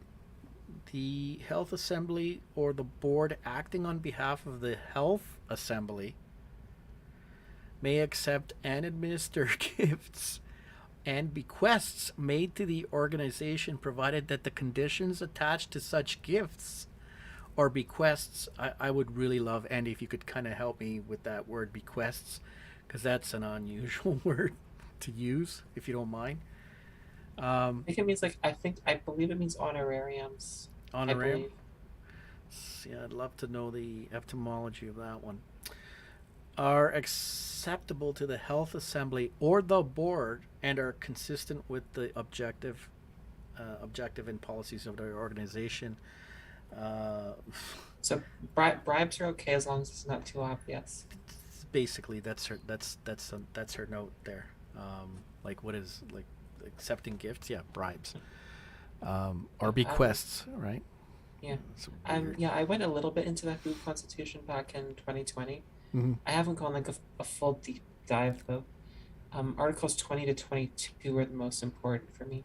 Yeah. That's like the quarantine measures. That's the one where I kind of focused on as well. But yeah. She's saying these ones also stand out, like 61.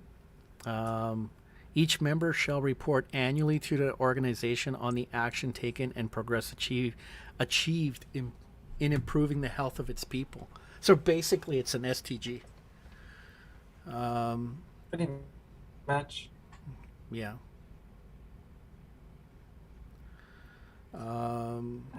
People, we've been saying this for 2 years now. The WHO has binding legal authority over us. Mm-hmm. Okay, so I'm going to finish it off. She continues with some. She goes from 62 to 66, but that's pretty much. I'm going to cut it off at 65 because I'm coming to time and I got to play the outro.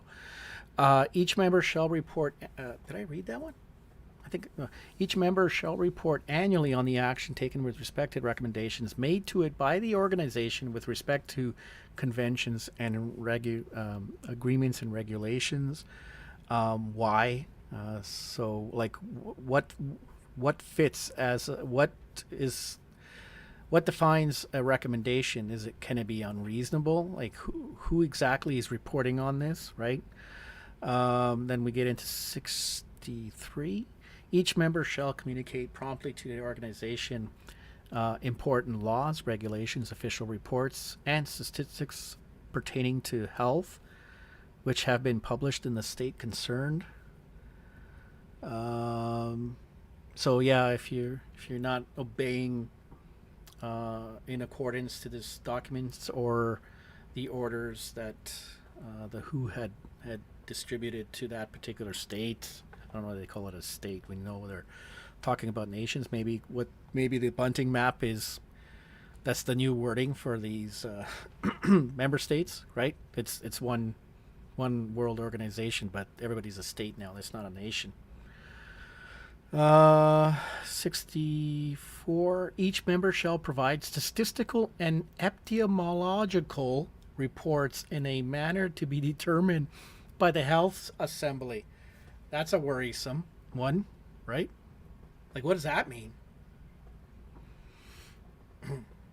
And 65. Each member shall transmit, upon the request of the board, such additional information pertaining to the health as may be practicable. So,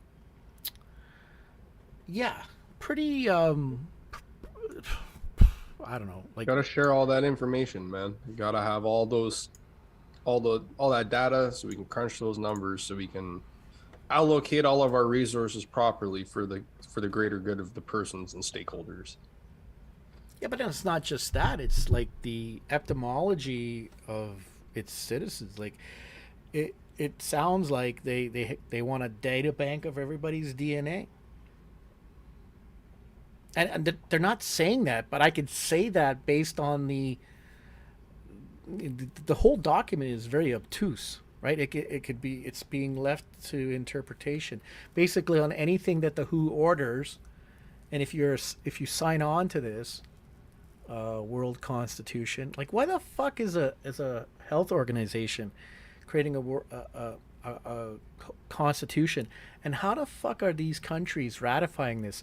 What the fuck are our politicians doing there? All the states of the body creating the constitution. It's like, yeah, it's almost like the World Health Organization is becoming the World Health Government or something. Right. All of the bodies signing on are the states of this health order. Yeah, and so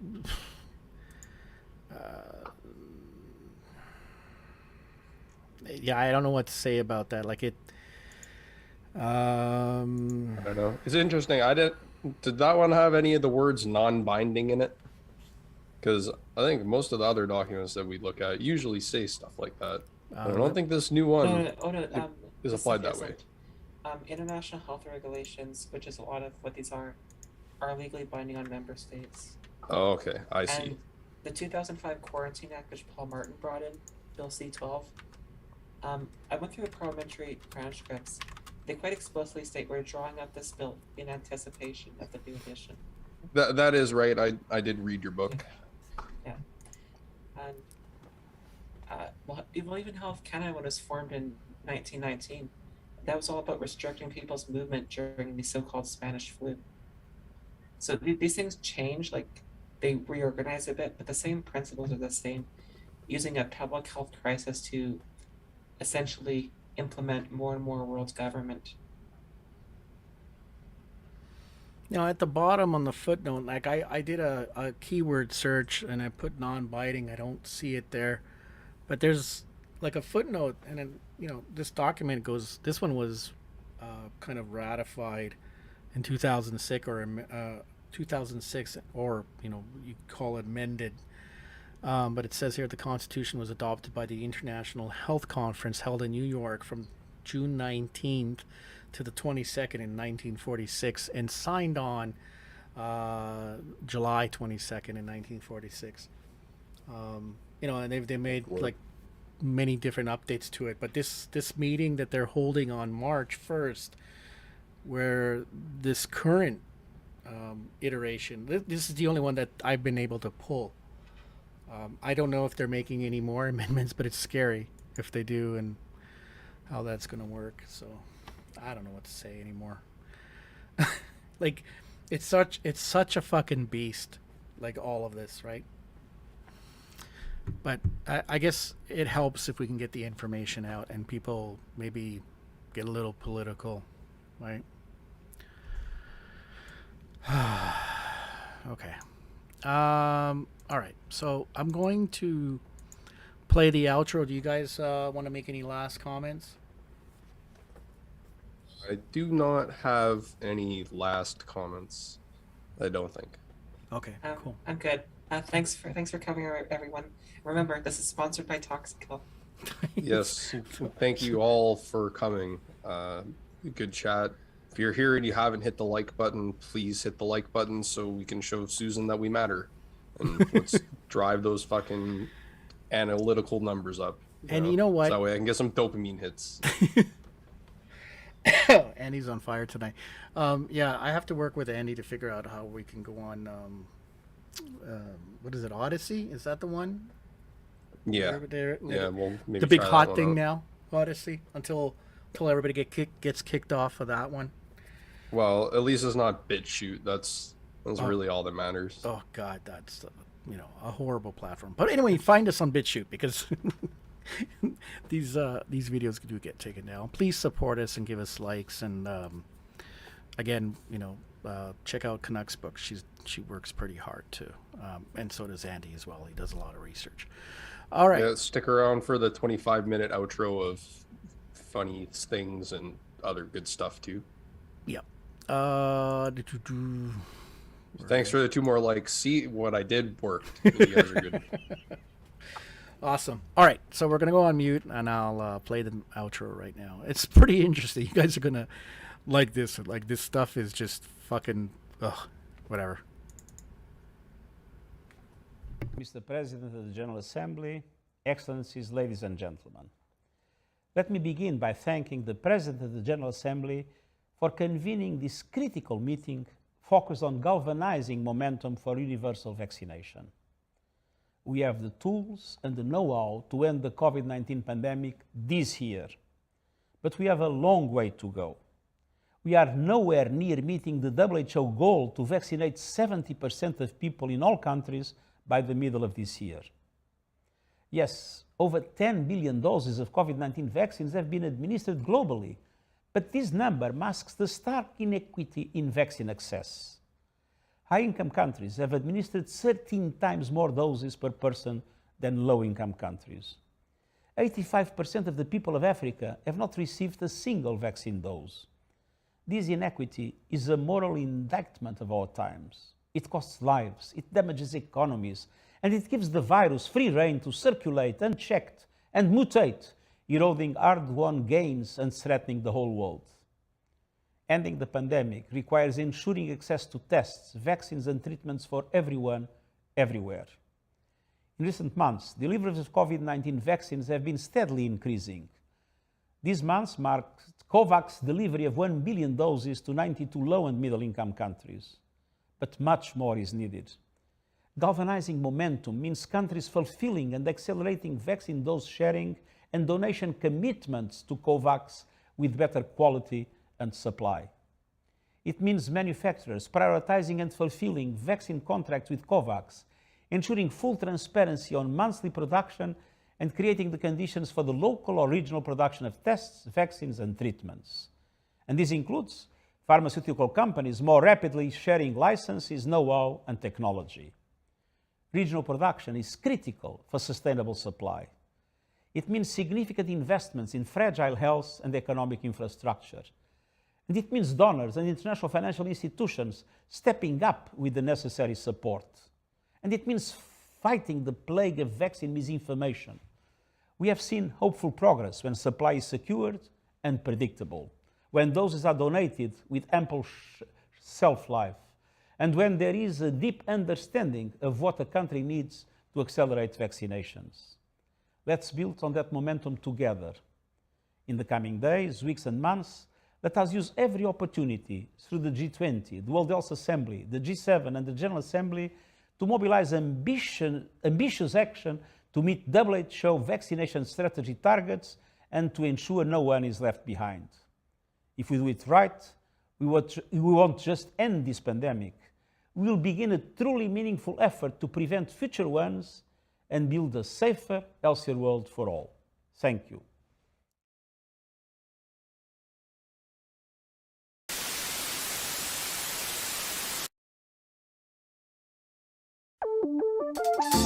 Time to make a miracle. Mother Nature's beauty can only be saved by a miracle. And that miracle all depends on you. Only you. Once upon a time, love was in the air. Flowers were blooming, love was everywhere. The times are changing faster than the speed of light. Forgetting the pleasures of walking in the morning light. Time to stop and think, it's time to make things right.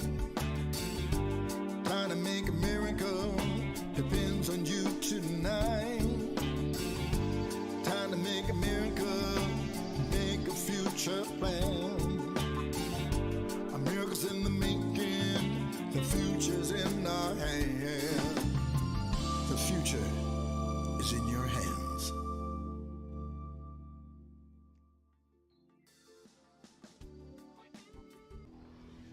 Some motherfuckers are always trying to ice skate uphill. Welcome to our session. Our session today focuses on accelerating racial justice in the workplace. We know that for many years, corporations have attempted to address issues of racism and colorism in the workplace and in broader societies.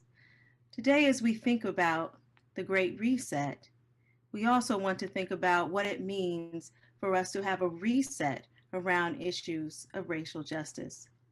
Please keep in mind that our session today is being live streamed for our global audience for the first 30 minutes. Closed caption is available. And at the conclusion of the 30 minutes, we'll continue with a closed room question and answer with each of our panelists. I'm delighted to share with you a dynamic panel today and our topic of accelerating racial justice in the workplace.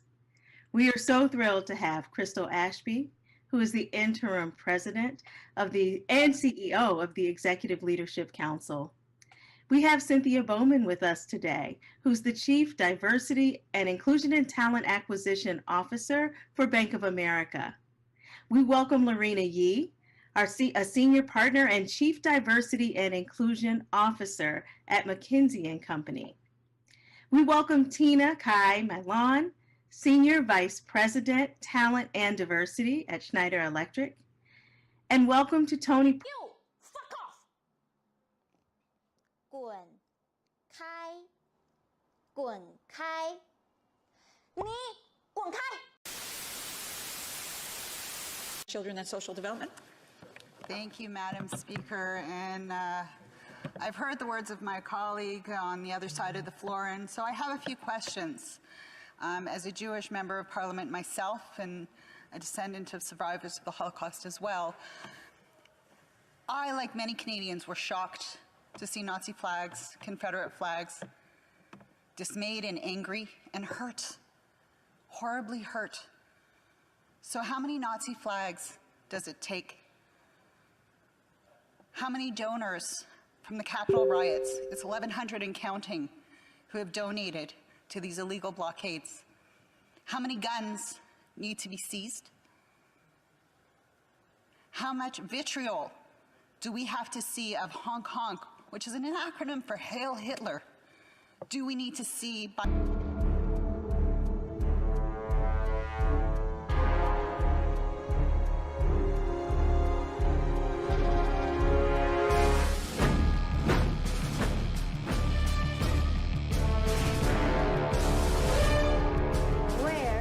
From the dark side of the moon, and we come in peace. Who are these guys anyway? Nazis from the moon. Whether this is a political moment or a cultural moment, at the moment it's a global cultural moment. Just by way of explanation, I'm ex-military, ex-intelligence. I worked for the RCMP for 7 years as an intelligence contractor, doing counterterrorism and investigations into politicians and host judges. of the Quiggin Report podcast, by the way. Go to thequigginreport.com, like, share, and subscribe. Okay, I'm also ex-PCO. I used to work for the Intelligence Assessment Secretariat, which provides intelligence advice to the Prime Minister and the Cabinet. So I'm part of that group. But I've got and I'm also an ex-central banker. I did risk analysis for the G10 central banks. So you're still a spy. Wait a second. I had a whole speech and you just figured that out. You can't figure that out by yourself. Confidence of my fellow citizens that I took an oath. 35 simple words that have been repeated by every American president throughout history. We hold these truths to be self-evident. All men and women created by the... So you know the thing. And by the way, you know, I sit on the stand and it get hot. I got hairy legs that turn blonde in the sun. And the kids used to come up and reach into the pool and rub my leg down so it was straight, and then watch the hair come back up again. They look at it. So I learned about roaches. I learned about kids jumping on my lap. And I've loved kids jumping on my lap.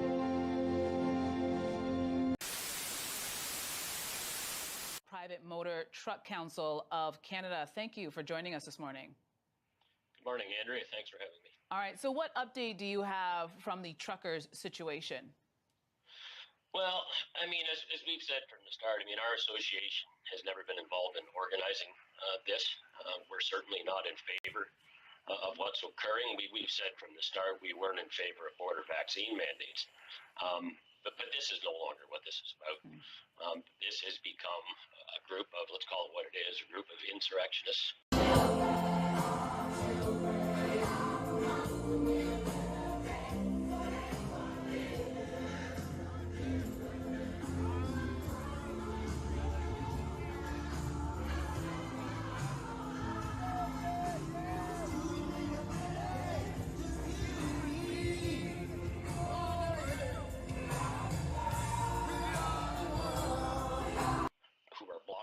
Our borders, holding our cities hostage, who happens to have some truck drivers in it. This is not a trucker protest or convoy anymore against border vaccine mandates. If they end border vaccine mandates, these protesters are there now. We're not going on. Oh, come on through.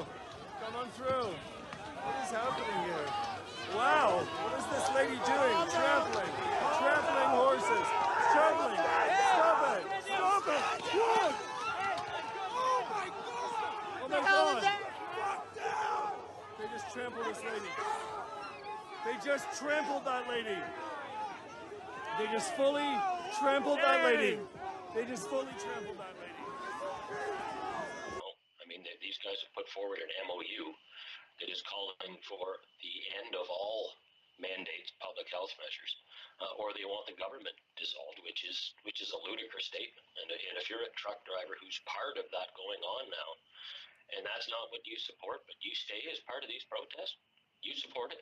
And then, the majority of the country needs to speak up because, we have a group who are claiming to be out there protesting for the rights and freedoms of everyone. And what they're doing is they're halting roughly $1 billion in trade. They don't have a lot of diversity here. It's just Finns and Finns and Finns, and everywhere you look, they are just Finns. So it's a bit difficult to blend in here.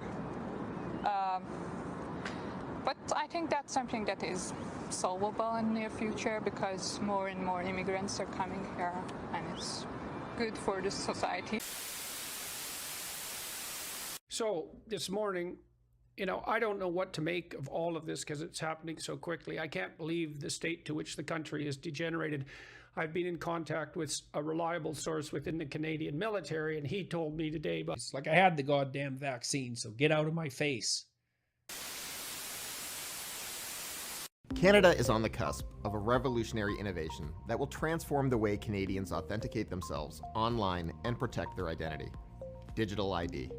All of us are living in a digital world, but we're tethered to an analog model of how we identify ourselves, memorizing countless online passwords, carrying government-issued licenses, plastic cards, and more. Digital ID is a way for Canadians to identify themselves to government, businesses, and each other electronically, with ease and rock-solid security, without the need to present physical documents. One interconnected network. A federated digital ID ecosystem developed in collaboration with Canada's best and brightest talent from our banks, telecommunication companies, law enforcement, and government. It would have the power and security to store every Canadian's electronic identity and attributes, and it would unlock countless opportunities for Canadians to verify who they are safely, quickly, and securely, while only revealing the information necessary for each transaction.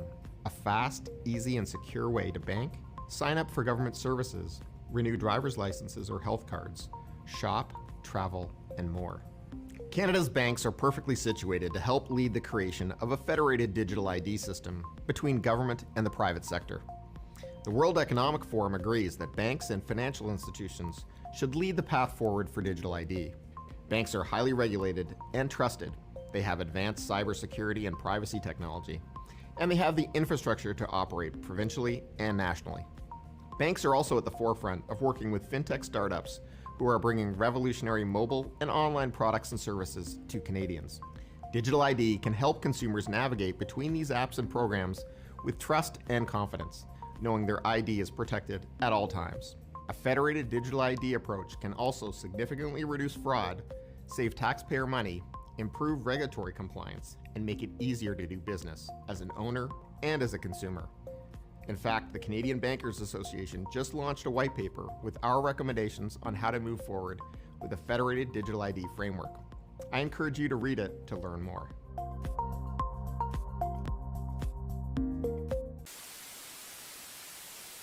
It's amazing. So first of all, great to be here and to join this great panel. But the question you ask is the right one. When I speak to leaders across the planet about their businesses, there's no doubt that COVID-19 has consequences beyond health. So for businesses, small, medium, and large, they're really, what this is, digital traceability is about accelerating the timeline when they're thinking not only about supply chain resilience, but supply chain sustainability, accelerating the importance of collaboration, creating opportunities to build sustainable, resilient value chains. And I think your personal example, the travel example, is a good one. I think most of us have experienced that personal supply chain disruption through the pandemic, through shortages, looking for alternatives, trying to find a way to be able to otherwise get solutions. So I guess businesses are actually no different. When you consider the implications for employees, for customers, or their customers' customers, shareholders, the communities that they operate, they're constantly thinking about how their value chains are delivering to those stakeholders, how they improve upon it, and ultimately becomes a digital, flexible, agile platform. So if you think about the fact that we're all used to, as you said, Raj, using, tracking data for products you buy online or for products you send through the post to a family member or a friend as a gift. Just imagine if our due diligence commitments on both fundamental human and labour rights for workers and indeed on climate sustainability, the environmental standards that all fair competition must be based on if we're to repair a broken labour market and indeed stabilise the planet. So imagine if we could do what you just said and actually see not just where the product comes from, but whether there are a guarantee of rights and decent wages and no forced or child labour, and indeed that women aren't discriminated against or other excluded workers. That would be incredible because it would make due diligence serious, and therefore you could also trace where companies or other actors had put in place grievance procedures to effect remedy. We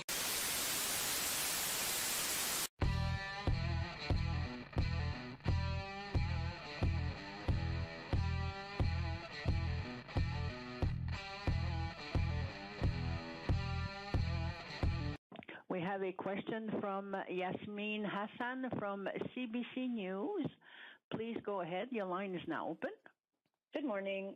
Thanks for taking our questions. I was just wondering about the medical exemptions.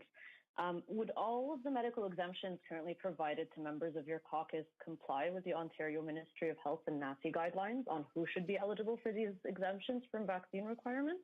I'd like to take this opportunity to remind every Canadian that vaccines are safe and effective. I am fully vaccinated. I encourage every Canadian who has not yet gotten a vaccine for COVID-19 to do so.